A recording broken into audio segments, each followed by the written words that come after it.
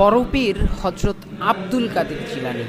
হ্যাঁ বন্ধুরা, ইরাকের বাগদাদে বড়পীর হজরত আব্দুল কাদের জিলানী রহমতুল্লাহ আলাই ঠিক এখানে শায়িত রয়েছেন। এটি হচ্ছে বড়পীর হজরত আব্দুল কাদের জিলানী রহমতুল্লাহ আলাইয়ের পবিত্র মাজার, যেখানে কিন্তু মানে শত শত মুসল্লি, শত শত ভক্তবৃন্দ তার এখনো মানে তার রুহের মাগফিরাত কামনায় এখানে দোয়া করতে আসেন। বন্ধুরা, এটি এমন এক স্থান যেটি হচ্ছে ইরাকের বাগদাদ নগরীতে অবস্থিত এবং বড়পীর আব্দুল কাদের জিলানী রহমতুল্লাহ আলাই ইসলামের এমন একজন সুফি সাধক, যার সুনাম, যার খ্যাতি, আল্লাহর প্রতি যার ভক্তি মানে ইতিহাস বিদিত।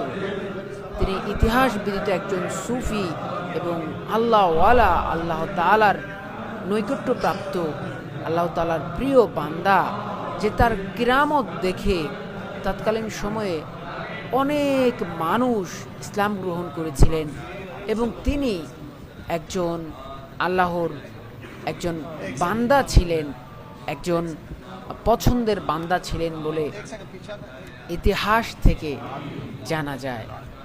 এবং সেই বড়পীর হজরত আব্দুল কাদের জিলানী রহমতুল্লাহ আলাইয়ের পবিত্র মাজার শরীফের ভেতরে তার যেই ভক্তবৃন্দ বা যে তার এই মাজারে যারা জিয়ারত করতে আসেন, তারা কিন্তু তার রুহের দোয়া কামনায় কিন্তু দাঁড়িয়ে ঠিক এভাবেই দোয়া কামনা করে থাকেন। এবং প্রতি বছর এখানে কিন্তু অনেক মানুষ আসেন শুধুমাত্র আল্লাহর এই বান্দার রুহের মাগফিরাত কামনায় দোয়া করার জন্য। তো বন্ধুরা, আমরা সেই দৃশ্যটি কিন্তু দেখলাম এবং এখানে অনেক মানুষের উপস্থিতিও লক্ষ্য করা গেছে।